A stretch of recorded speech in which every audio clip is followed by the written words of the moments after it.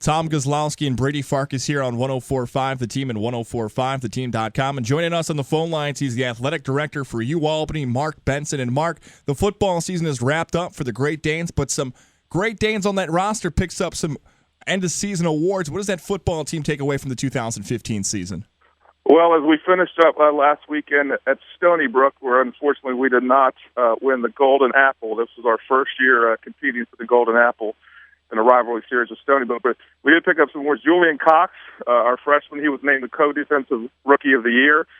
We had another senior, Samuel Gray, who was named third-team All-CAA on defense, and then junior Kevin Malloy made the third-team All-CAA on offense. So a year in which we really struggle a little bit in transition, but a positive note for some of our individual players at year's end. Coach, coming up a big hoops weekend now. We shift to the hardwood now. UAlbany men's basketball coming up. They have a big matchup this weekend.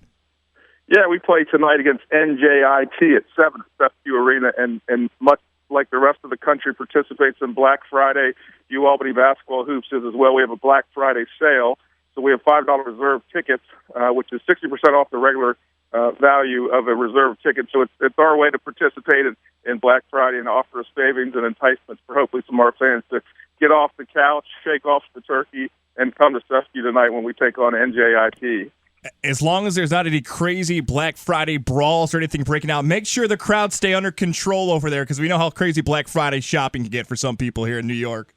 Yeah, I think we would look to set a positive example of crowd control on Black Friday at SEFQ. So I would anticipate everyone to file in an orderly manner, but hopefully we'll have a good crowd tonight for the Great Danes. We've also got the men's team home on Sunday against Yale, and that's a homecoming of sorts for you guys over at UAlbany, as the head coach at Yale, James Jones, is a UAlbany alum.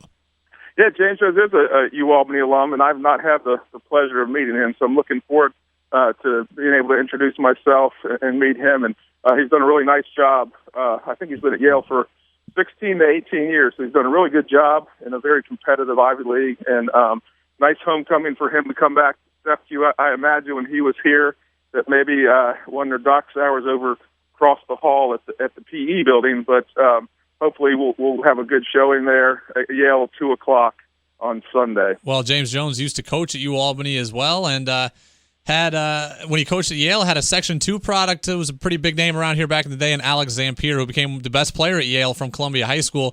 Coach, or Mark, you have UAlbany women taking on Tennessee today. We praised the men's team for taking on Kentucky. Now you've got the women's team taking on Tennessee. These are big name programs that you guys are taking on. How big is that?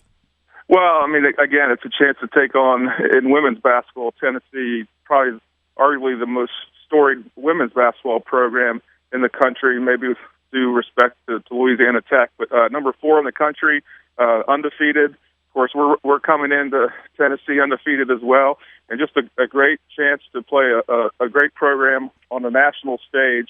So a great chance to play one of the great women's basketball programs in the country, who is certainly a program that we aspire to be like. Tom Kozlowski and Brady Farkas filling in for Armen Levack today on 104.5 The Team and 104.5theteam.com. And joining us on the phone lines is the athletic director for UAlbany, Mark Benson. And Mark, Brady brought up the point about Kentucky basketball for the men taking on UAlbany. Tennessee women's basketball, when you think about women's basketball, Tennessee and Pat Summitt and that tradition they've built up over the years is always brought up. How difficult is it for your spot, UAlbany, to go out and reach out to these colleges and schedule them? Is it a long process to bring these type of schools onto your schedule?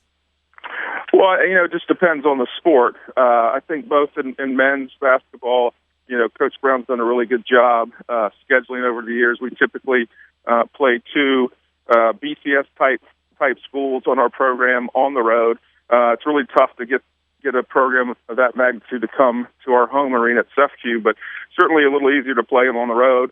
On the women's side, the same thing with Coach Abe. I think both have built up really strong programs that other schools know and their fans know and respect in terms of a quality basketball opponent. So, once you get that reputation, it makes it a little easier up front, and then if you win too many of those games, it makes it a little more difficult moving forward. But in a sport like football, for example, our goal is to play one FBS program each year. So we're starting with we had Buffalo this season. We'll play Buffalo again, and then sign Pitt for 2018, University of Pittsburgh, and we're working on a number of other FBS and BCS type schools in the future. It's an exciting weekend for Great Danes athletics. The athletic director, Mark Benson, thanks again for the time this afternoon, and good luck this weekend. All right, thanks, Tom. Thanks, Brady.